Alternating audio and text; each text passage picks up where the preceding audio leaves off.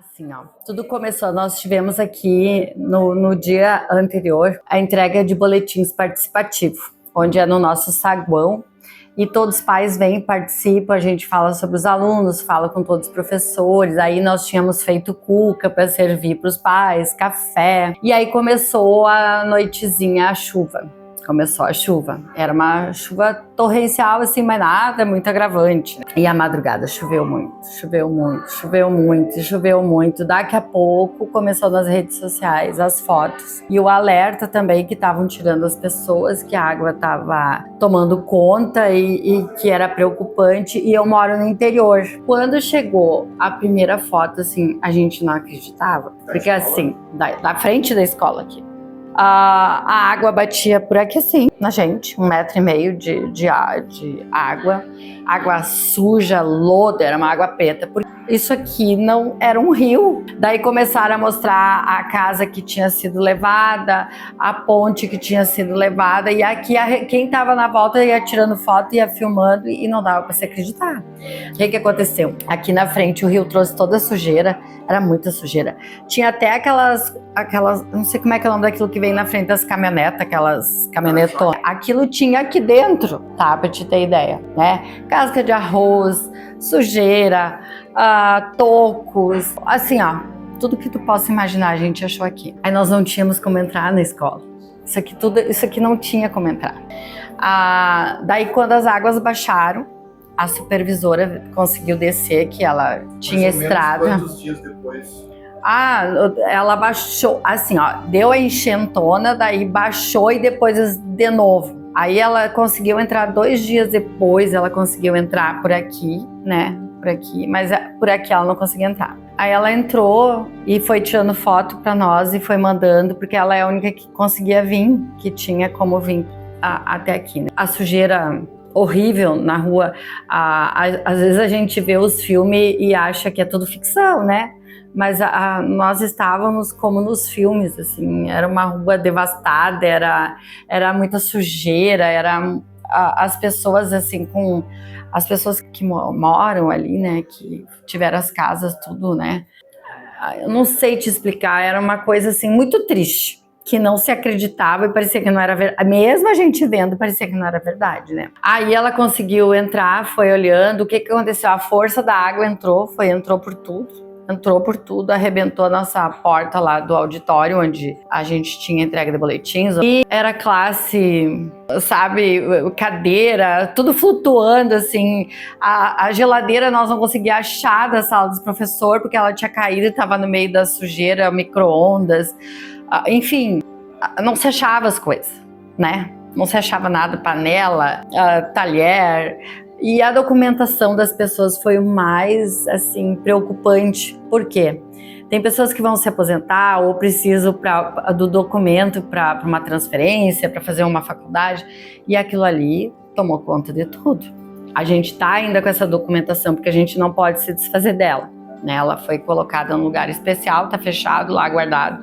Só que se a gente for mexer, quando a gente pega assim, ela se rasga, né? Porque pegou a água suja, o lodo, aquilo virou uma meleca, uma gosma, horrível. Mas, enfim, os cromes que a gente tinha, que os alunos usavam, né? Nós temos uma prateleira, assim, que era onde era carregado, né? Ali a gente perdeu tudo, veio o pessoal de uma empresa, veio fazer o laudo para ver se dava para aproveitar alguma coisa, não. As TVs, agora me esqueci, os projetores, assim, os armários dos professores que tinha tudo, os material, plano de aula, livros, tudo foi. Assim, ó, aí veio o marido de uma das professoras com um trator e começou a puxar as coisas, porque daí as máquinas da cidade não davam conta, porque era em tudo que era lugar, assim, todo mundo pedindo ajuda, né? O que acontece? A nossa escola tem esse corredor, só que lá no fundo ele é fechado, eu não sei se tu prestou atenção quando tu entra. O que aconteceu? Veio tudo e trancou lá, né? Não tinha por onde sair. Então tudo ficou lá, sujeira, lodo, a cobra que eu te disse que tinha, né?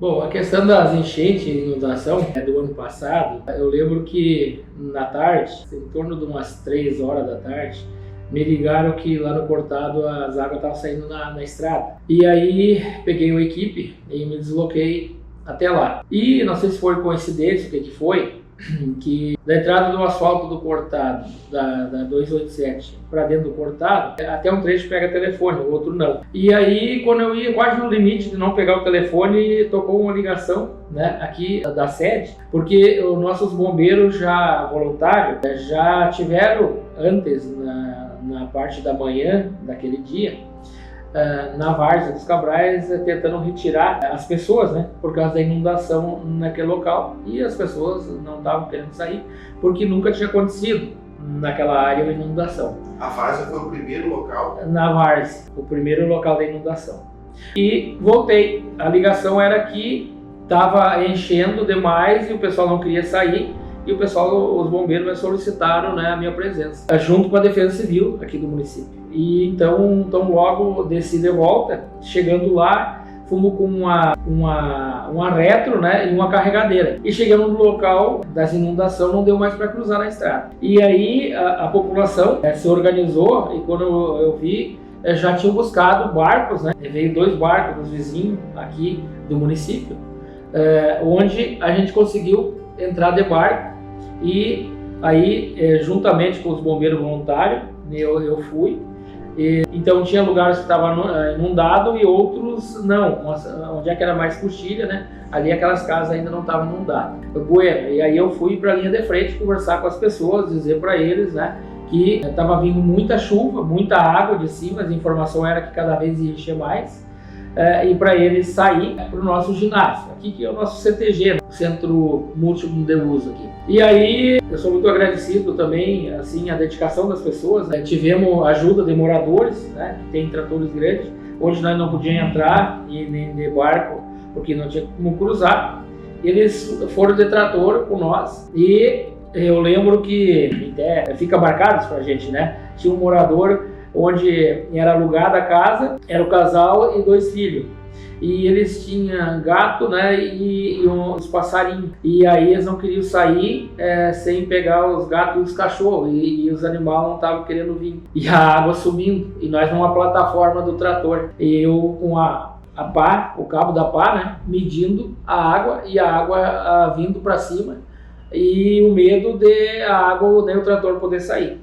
A água subia repentinamente, não era por período. Não era por período, exatamente. E aí a gente conseguiu, como é que eu vou dizer, acomodar os animais e colocamos no trator, o trator teve que sair de ré, senão não conseguia sair mais.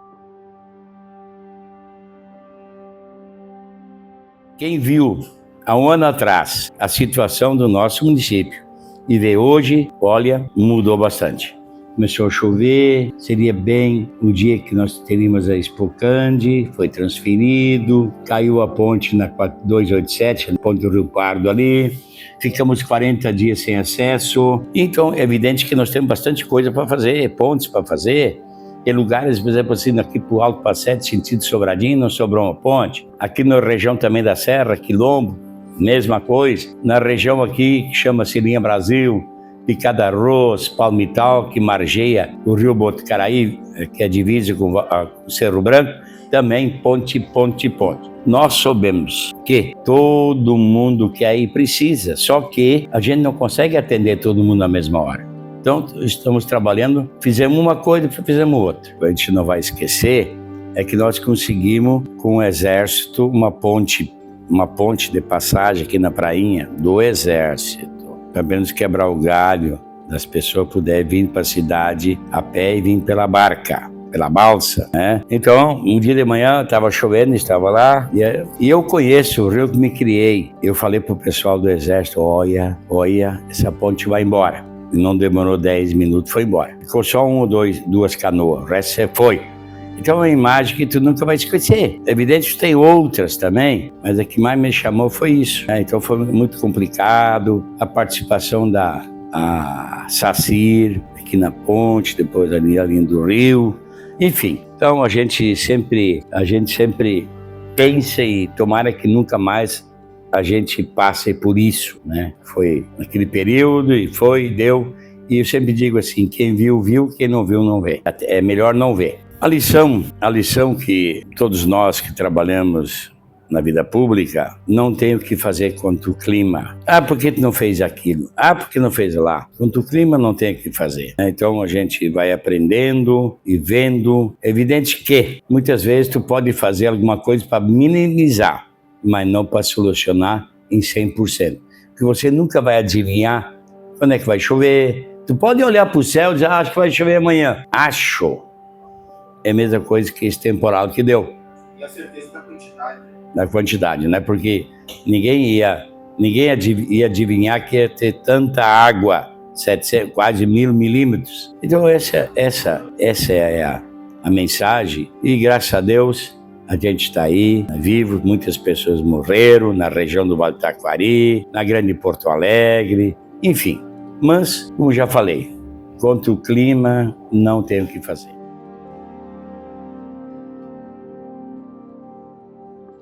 E aí na quarta-feira foi o ponto fundamental, né? Começou a chuvarada forte na terça para quarta-feira, que no caso era 1º de maio, daí, né?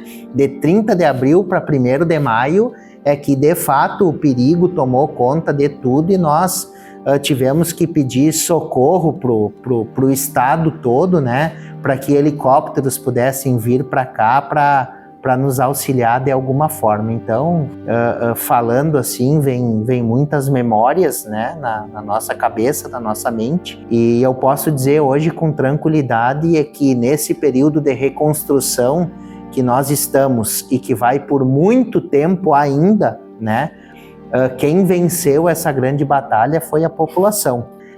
Em 3 dias choveu 800 milímetros.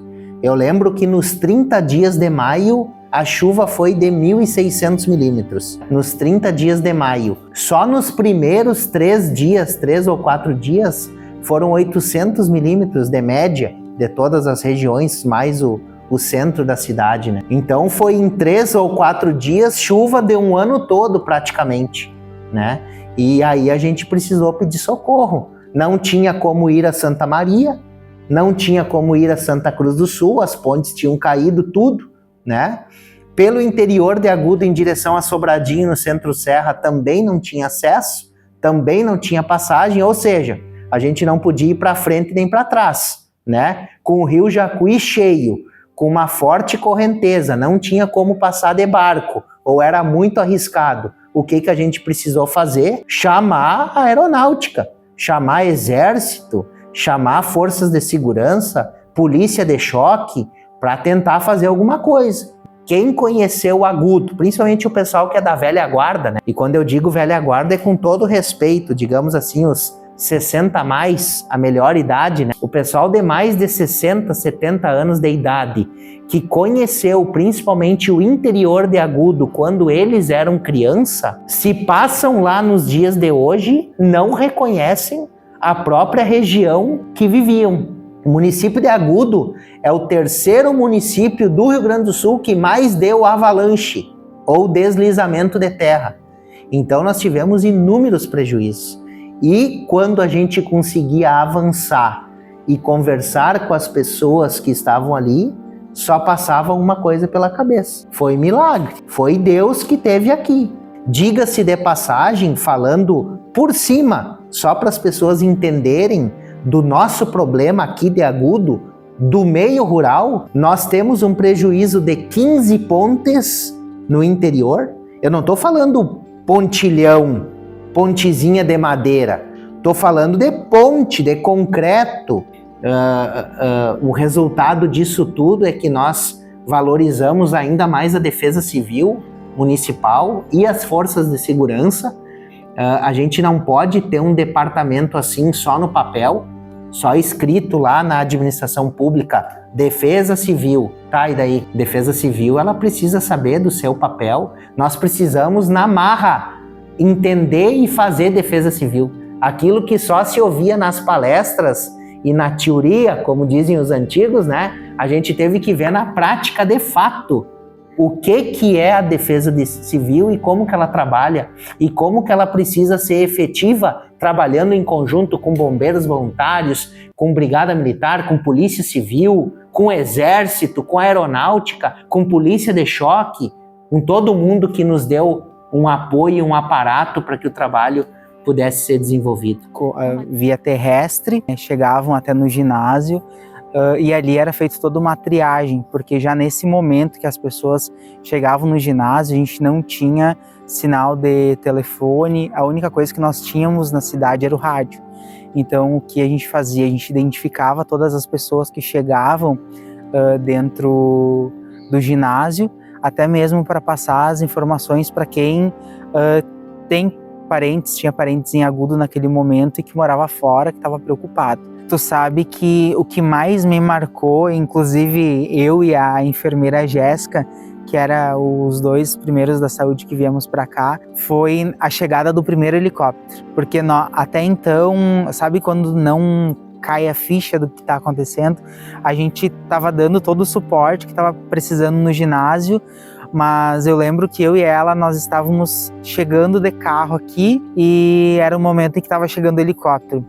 Quando as pessoas começaram a desembarcar do helicóptero chorando, a maneira que elas estavam, eu olhei para a Jéssica olhou para mim e nós 2 choramos. Acho que esse foi o momento marcante, assim, sabe? Que foi quando caiu a ficha do que realmente estava acontecendo. Algo que eu, 5 anos de formado, recém-formado, pensei que na minha trajetória na área da saúde eu jamais iria passar.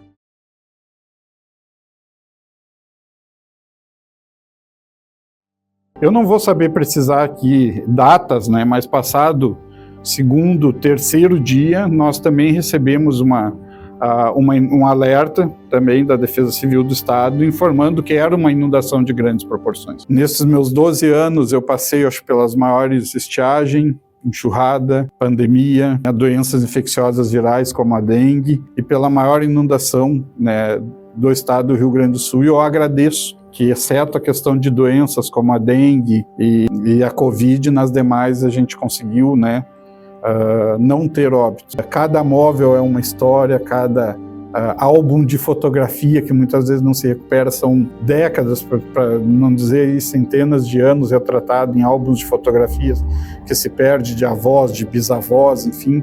Então as pessoas vão ficar ainda por muito tempo relembrando deste maio. Eu sou muito grato por ter uma equipe que nem nós tínhamos na Defesa Civil de Cachoeira do Sul, onde todos tinham autonomia de tomada de decisão, respaldado pelo chefe do executivo, que no caso era a prefeita, Dona Ângela, que acreditava na equipe e amparava as nossas tomadas de decisões. Essa inundação ter atingido pessoas que nunca tinham sido atingidas, isto mostrou um cenário muito diferente, de tu ver pessoas que estavam extremamente estáveis perderem o chão por completo. Mas o que me mostrou extremamente positivo foi a capacidade de entendimento da população de Cachoeira, porque nós não teríamos braço para chegar até todos. E foi essa capacidade, a solidariedade de Cachoeira do Sul, assim, é o que mais me marcou. Porque provavelmente se nós tivéssemos tido um óbito, isso eu estaria até hoje me culpando, porque eu era o superintendente da Defesa Civil na época.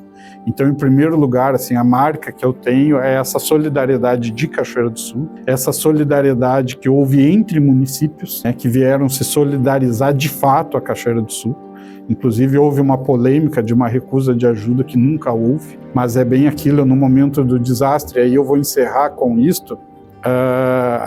Pessoalmente, eu saí de cabeça erguida e eu olhei para um oficial da Casa Militar que há anos trabalhava comigo e disse: eu vi minha vida sem mim. E aí ele disse assim: não estou te entendendo, né, Júnior? Eu digo assim: tenente, eu fiquei 23 dias e eu não vi a maior inundação de Cachoeira do Sul. Eu só vi ela por fotos, eu só vi ela por reportagens, eu não saía praticamente de dentro dessa sala, mas nós conseguimos atender dentro do possível a tudo que estava ao nosso alcance, nós não perdemos nenhuma vida e as equipes trabalharam muito bem. E isso mostra que eu não era necessário lá na ponta, que as equipes trabalhavam lá, porque a minha vida era ajudar pessoas. Agradecer sempre por nós não ter tido um óbito. Eu acho que isso é uma marca que a Cachoeira tem que se dar conta, mas isso não nos traz uma tranquilidade. A gente não sabe quando será o próximo desastre, qual a magnitude deste desastre, e que nós precisamos cada vez mais preparar mais profissionais, ter pessoas mais qualificadas e um maior investimento em defesa. O orçamento da Defesa Civil de Cachoeira do Sul, ele era R$100 mil por ano.